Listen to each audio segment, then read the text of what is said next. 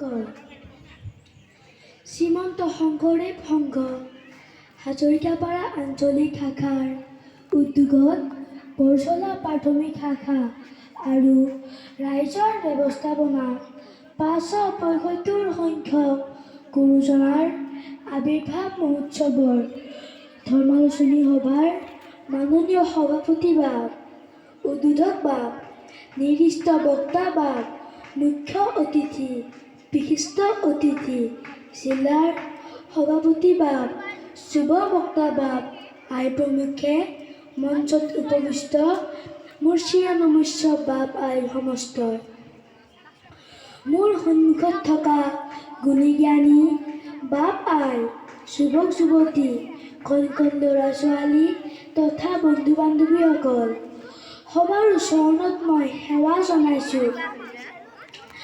আজিৰ এই বৈকুণ্ঠ স্থানত আমাৰ নাম শিশু বক্তা হিচাপে দিয়াত আমি কৰ্মকৰ্তা বাপ আইসকলক ধন্যবাদ জ্ঞাপন কৰিছোঁ। কিন্তু আপোনাহক শাস্ত্ৰত পাৰ্গত একান্ত ভকত, গতিকে মই আপোনাসবক জ্ঞান দিব নোৱাৰোঁ।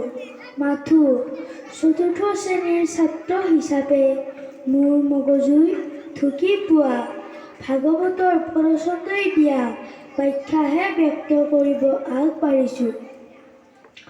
ভুল হ'লে ক্ষমা কৰে যেন।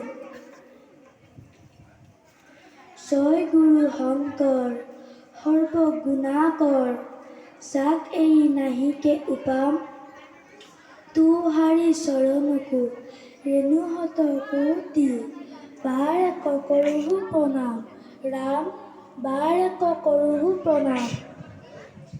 মহাপুৰুষ মাধৱদেৱে জগতগুৰু শ্ৰীমন্ত শংকৰদেৱৰ জয় জয়কাৰ গুৰুক প্ৰতিমাত প্ৰকাশ কৰিছে, যিয়ে অজ্ঞান আন্ধাৰ দূৰ কৰি আমাক জ্ঞানৰ পোহৰ দিব পাৰে।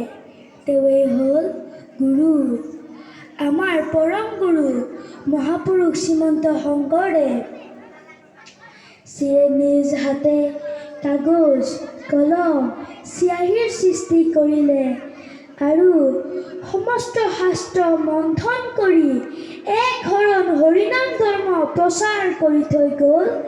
তেওঁৱেই আমাৰ পৰম গুৰু জগতগুৰু মহাপুৰুষ শ্ৰীমন্ত শংকৰদেৱ।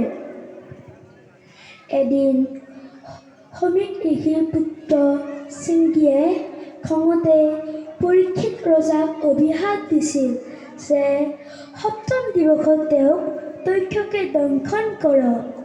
পৰীক্ষিত ৰজায়ো নিজৰ ভুলৰ বাবে অভিশাপ মূৰ পাতি লৈছিল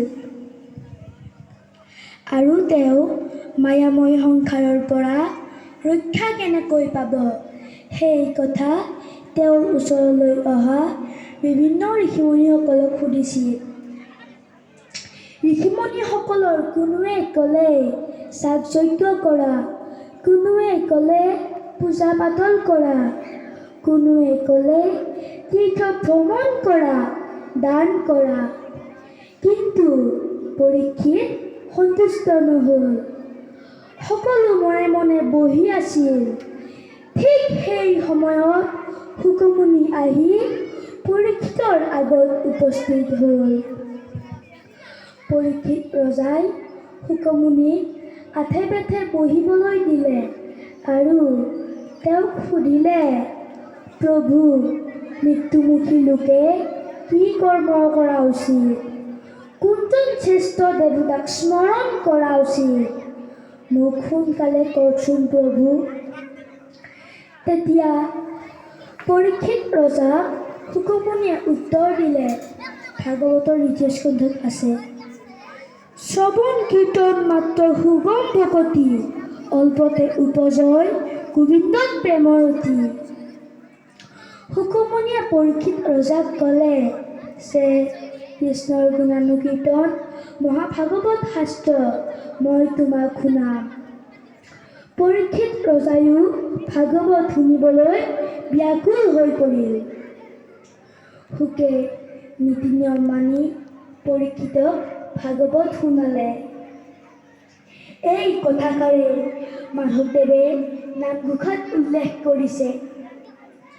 সকলো নিগম কল্পতৰু তাৰ ফল মহাভাগৱত, শুকমুখে আখি ভূমিত ভৈৰবিদিত, ৰসত্ব চতুৰ যিটো জন, কৃষ্ণৰ চৰণে দিয়া মন, পৰম সন্তোষে পিয়ুক ৰস অমৃত।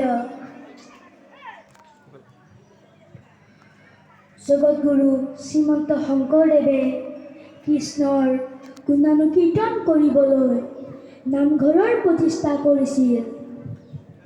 আৰু ময়ো নামঘৰত গৈ ভাল পাওঁ। প্ৰথম আৰু প্ৰধান কথাটো হ'ল, মই যেতিয়া নামঘৰ এটালৈ যাওঁ তেতিয়াই মোক লগে লগে শান্তিৰ আভাই আৱৰি ধৰে। শান্তিপূৰ্ণ পৰিৱেশে মোক দৈনন্দিন জীৱনৰ বিশৃংখলতাৰ পৰা আঁতৰি থাকিবলৈ অনুমতি দিয়ে। যদিওবা মাত্ৰ এটা চমু মুহূৰ্তৰ বাবে এই নিস্তব্ধ আশ্ৰয়স্থলত মই মোৰ মনটো পৰিষ্কাৰ কৰিব পাৰোঁ, লগতে আধুনিক পৃথিৱীৰ হুলস্থুলীয়া পৰিৱেশৰ পৰা মনটো আঁতৰাই ৰাখিব পাৰোঁ। নামঘৰৰ ভিতৰৰ ধূপৰ সুগন্ধি, চাকিৰ আভা, দবাৰ ধ্বনি, বাপ আই সমস্তৰ নাম প্ৰসংগ, মণিকূটৰ ভিতৰত থকা গুৰু আসন, এইবোৰৰ মাজেৰে মই মোৰ অন্তৰ্নিহিত আত্মাৰ